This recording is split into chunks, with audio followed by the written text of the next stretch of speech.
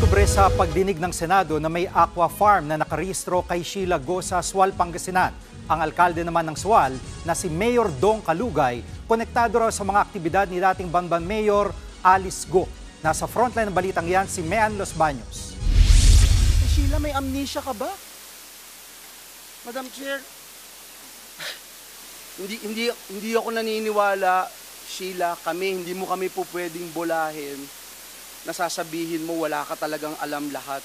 At lagi mo sasabihin si Alice ang nagdidesisyon sa'yo. Wala po, kasi wala ko alam. Yan ang paulit-ulit na sinasabi ni Sheila Go sa mga tanong ng mga senador sa muli niyang pagharap sa pagdinig ng Senate Subcommittee on Justice. Tinanong si Sheila kung may alam ba siya tungkol sa Alicel Aqua Farm sa Sual, Pangasinan na nakarehistro sa pangalan niya. Sheila, ito po ay dokumento ng Department of Trade and Industry certifying na ang Alicel Aqua Farm sa Barangay Baciden sa Sual, Pangasinan ay nakaregister. Nakaregister sa inyo, issued sa inyo ang certificate. Sheila Leal Guo. Nakikita ko yung paan nyo, medyo ninenervyos kayo. Magre-relax po kayo kung magsabi kayo ng totoo sa amin. May alam ba kayo dito sa Alicel Aqua Farm? Hindi ko po talaga alam po. Paano hindi nyo alam to pero kayong nakarehistro dito sa in-issue ng DTI na Certificate of Business Name Registration? O kaya ginagamit yung pangalan ko na pang business lang po. Dagdag pa ni Sheila, ang alam lang niyang lugar sa Pangasinan ay Dagupan dahil may farm daw sila doon.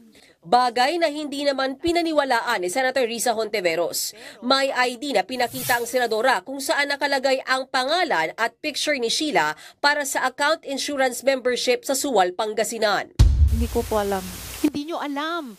May ID po in-issue sa inyo, sa pangalan nyo at photo ninyo ang nakalagay. No? Pangalan ko, picture ko, pero hindi ko po alam na may ganyan po ako, ID. Hindi talaga kapanipaniwala na hindi nyo alam yan. Ang sunod na tanong kay Sheila, kilala ba niya si Sual Mayor Dong Kalugay? Sagot naman ni Sheila, kilala niya ang alkalde na kaibigan ni Alice. Kumain daw sila minsan sa isang restaurant bago magpandemya. May relasyon ba sina Mayor Kalugay at si Alice? Hindi ko pa alam. Alam ko kaibigan po. Kaibigan. Magkasosyo din ba sila sa business? Hindi ko sure. Pinatawag si Kalugay sa pagdinig pero hindi siya nakasipot dahil daw sa dengue. Matapos ang executive session kanina, kinumpirma ni Senator Hontiveros na may malinaw daw na koneksyon si Mayor Kalugay sa ilang aktibidad ni Alice Go. Kaya panawagan ni Hontiveros sa alkalde, dumalo sa susunod na pagdinig at huwag na raw tangkaing lumabas pa ng bansa. Noong Hunyo, pumunta ang News 5 sa Sual, Pangasinan kung saan nadiskubre nilang may rehistradong fish cage operator na nagngangalang Sheila Go. Siya raw ang nagpapatakbo sa Alicel Aqua Farm na may address sa Barangay Baciden.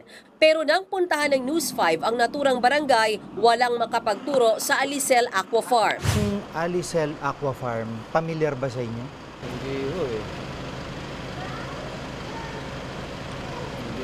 Ngayon para sa akin, ngayon ko lang na-encounter yung pangalan. Gayunman, naririnig na raw nila na may relasyon sina Alice Go at Mayor Kalugay. Naririnig niyo ho ba yung issue kay Mayor Go at Mayor Dong? Na ano na natin sa Facebook. Sa Facebook o sa TV. Sa Facebook, TV. Kasi hindi rin naman nararamdaman yung panlaki doon eh. Kasi private life na nila yun. Samantala, ibinunyag ng abogado ng mga Go na si Attorney Stephen David na gusto na raw sumuko ng bunso nilang kapatid na si Wesley. Sinasabing nakatawid mula Indonesia papuntang Hong Kong si Wesley. Gusto niya sumuko. Detail, hindi ko masasabi. Bakit gusto na niya sumuko? Siyempre, dumadating yung point ng isang tao yung nag-discourage ka. Kasi makasama ka na nila. So, human being that we are, dumadating yung point ng kahinaan ng gusto natin. Exactly, yun naman ang tamang gawin. Nagbabalita mula sa Frontline, Mean Los Baños, News 5. Mga kapatid, Jiggy Manikad po, iba na ang may alam at may pakialam sa panahon ngayon.